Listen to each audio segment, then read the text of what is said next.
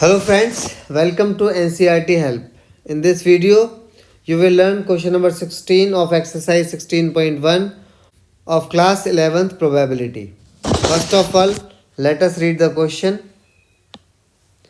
A die is thrown repeatedly until a 6 comes up.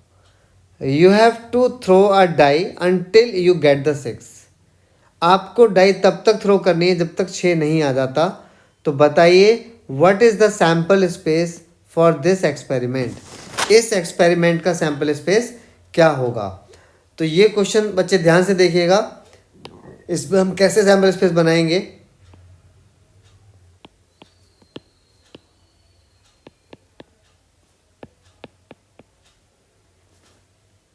तो sample space is a set के अंदर हम सारे पॉसिबल आउटकम लिखेंगे. आपको डाई को थ्रो करना है जब तक 6 नहीं मिल जाता. आपको पता होना चाहिए अगर हम डाई को थ्रो करते हैं तो आपको क्या क्या मिलता है. डाई को थ्रो करने पे आपको मिलता है 1 2 3 4 5 6. ये 6 आउटकम आपको डाई को सिंगल बार थ्रो करने पर मिलते हैं. अब अगर आपने डाई को रोल कराया और पहली बार में ही 6 मिल गया सपोज, तो क्या होगा. इसके साथ कुछ और नहीं लिखना पड़ेगा क्योंकि क्वेश्चन में देखो क्या कह रहा है. आपको डाई को तब तक थ्रो करना है जब तक 6 नहीं मिल जाता, और 6 मिल गया तो आपको डाई को आगे थ्रो नहीं करना है, तब आपका एक्सपेरिमेंट ख़त्म हो जाएगा. तो मैंने यहाँ पे कौन सा केस ले लिया है.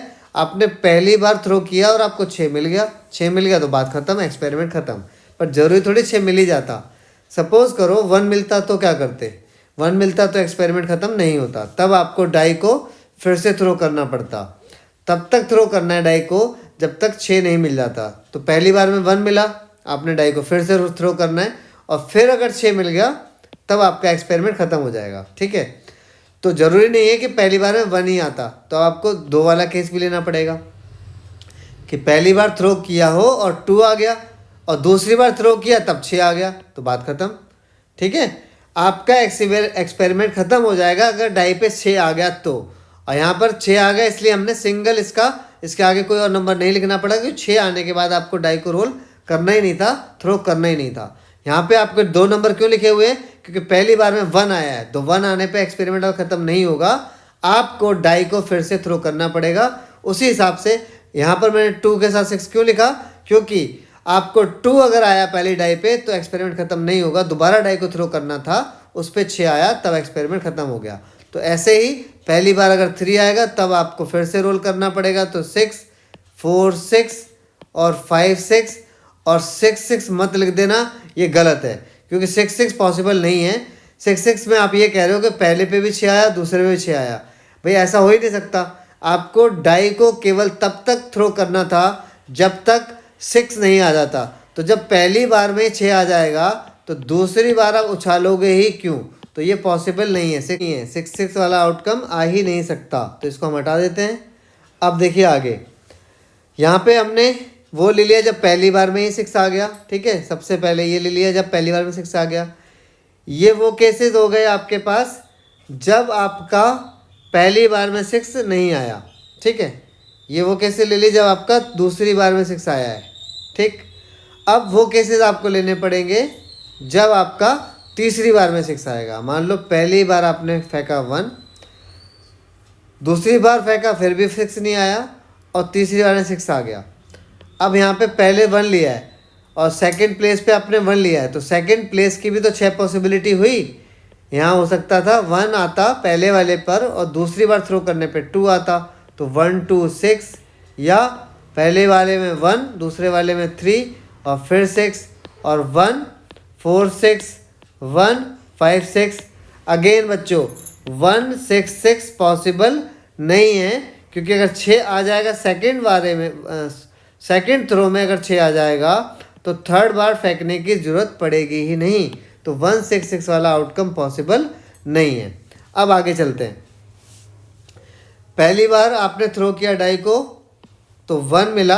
अब आपको लेने पड़ेंगे जब पहली बार आप थ्रो करें और आपके पास 2 आ जाए, क्योंकि 1 वाले केस हमने ले लिए हैं. 2 आएगा पहले वाले पे, दूसरे वाले को थ्रो करा तो 1 आ गया, और तीसरे वाले पे 6 आ गया. एक्सपेरिमेंट ख़त्म. तो देखो पहले 1 लिया था, अब 2 लिया है। अब दूसरे प्लेस को हम 1 से लेकर के 5 तक ले जाएंगे, क्योंकि 6 तक पॉसिबल नहीं है। अगर 6 तक होगा तीसरे 6 तक जाने की ज़रूरत नहीं होगी। तो 2 फिर आएगा 2, फिर 6, 2 3 6, 2 4 6, 2 5 6। जी हाँ, 2 6 6 नहीं लिखना है, क्योंकि 2 6 6 फिर से मैं बता देता हूँ क्यों नहीं पॉसिबल। पहले पे 2 आया, फिर 6 आया, तो तीसरी बार आपको थ्रो नहीं करना पड़ेगा। You have to throw the die until you get 6। 6 आने तक ही थ्रो करना है, तो ये पॉसिबल नहीं है। तो 1 वाले हो गए, 2 वाले हो गए। अब ये ध्यान रखो, ये हम कौन से केस बना रहे हैं। यहाँ पे सिंगल पे 6 आ गया था, ठीक है, और यहाँ पे 2 बार में 6 मिला था आपको, और यहाँ पे वो केस ले रहे हैं जहाँ पे आपको 3 बार में 6 मिल रहा है, जिसमें पहले पे 1 ले लिया है, 2 ले लिया है। अब आपको पहले पे लेना 3, तो 3 सेकेंड पे 1 से लेके 5 तक ले जाना पड़ेगा, और थर्ड थ्रो में आपको 6 मिल रहा है, ठीक है। एक बार फिर से बताता हूँ, पहले आपको 3 मिला, दूसरे पे 1 की बजाय 2 भी मिल सकता है, और थर्ड पे 6 आ गया तो एक्सपेरिमेंट खत्म। तो 3 3 6, 3 4 6, 3 5 6, 3 6 6 इसमें भी नहीं आएगा।